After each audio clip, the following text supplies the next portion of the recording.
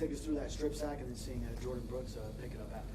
Yeah, we've made a great call right there, and off of what's been going on earlier in the game and kind of how to work through that, the scheme and the protections they've been giving us. So was able to work with one of the guys in the middle and kind of delay some stuff, and I was able to get to that gap on the backside. And just the big thing I was trying to make sure of was, because a lot of these scrambling quarterbacks, you don't want to take a full shot and try to really work through them because they can get off or they'll throw it down. So I was trying to get that backside arm and just be able to get the ball with it, and then Jordan be able to pick it up and get a few yards. How does it feel to now see these pass rush wins turn into sacks after for a while they weren't, and especially for a guy like Chop? Yeah, I think in general, and all the stuff up front only can happen because the guys know what they're doing in the back end. Rushing coverage is one of our biggest staples. We talk about day one. What Ramsey, Hoyer, Holland, Storm, and all these guys that are stepping up and doing amazing jobs back there, allowing us to be able to get to the passer. But seeing Chop, just the games he's had and the game he had today is incredible. I have all the respect to him. He's just a testament to just putting his head down and working and just listening from older guys and taking the teachings. Zach, 3 weeks ago you were looking at 2-6 with a big climb to get to where you are now. I'm wondering if you can reflect on what it took to get to these 3 wins, and also look forward to Thursday night when you have a pretty big test. Yes, sir. Yeah, no, obviously 2-6 is tough, but we still have a long way to go. I mean, now we're 5-6. So it's not like we're in the wall. We're not in the clean. We're not out of the hole. And we still got our backs against the wall. And I think that mindset when we went to 2-6 and getting some guys back and be able to work off each other and get our stuff, taking the extra hours to get our techniques and our fundamentals together, and working as one unit, is really showing up these last few weeks. And it's something we got to carry through the rest of the season and hopefully post. How much does it work out? When this team was struggling, it seemed like it couldn't play complementary football. But when you see the offense doing well, as the defense want to do well, and just that synergy that's happened the last few weeks to get these wins, what's that like for you guys? Yes, sir. No, I think that's the biggest thing, where when you can put a game together like this where you have all 3 phases, offense, defense, and special teams, and to be able to play as one, it shows what we feel we've been able to do since day one. And we need to be able to do this every week and do whatever it takes each week to get to this point and execute every weekend. What do you? Thursday. Oh, I apologize. No, go ahead. What have you seen of Chop Robinson over the last month? The last month, so I mean, a lot of guys talk about a rookie wall, and I've seen him just work everything he can since day one to not have that happen to him, and I feel like he's only going up right now.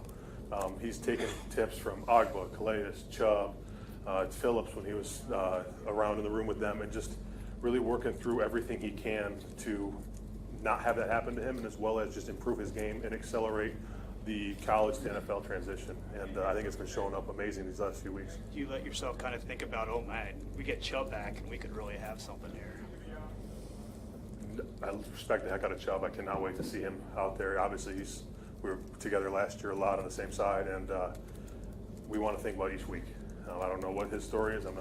He can do his thing and work however he can. And I know he's working as hard as he can to get back, and I can't wait for the day if and when he does.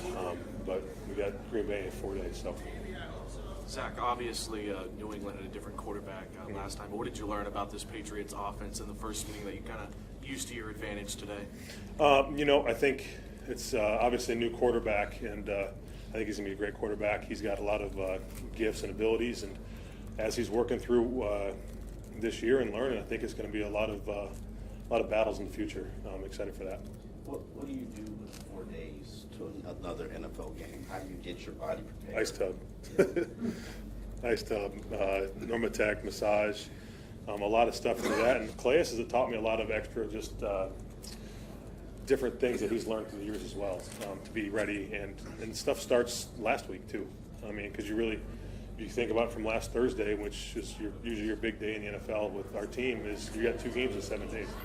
So you've got to start ahead of time without looking into the next game.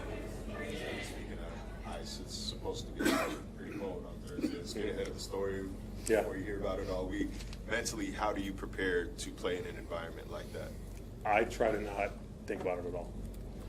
Obviously, growing up north, playing games in the upper thumb of the Upper Peninsula in November at Ferris, outdoors.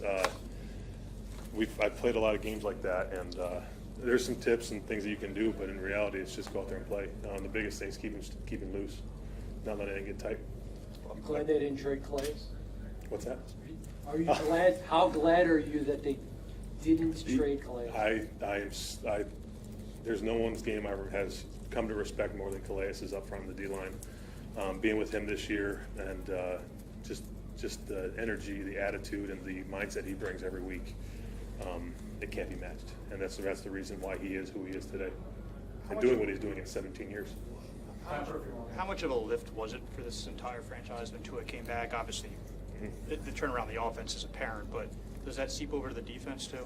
Absolutely. I mean, just the energy that you have, the competition in team, going one good on good or whatever it is during the week, and just really kind of honing, iron sharpens iron, and having Tua with his energy and just everything he's got going on back there offensively has just been incredible.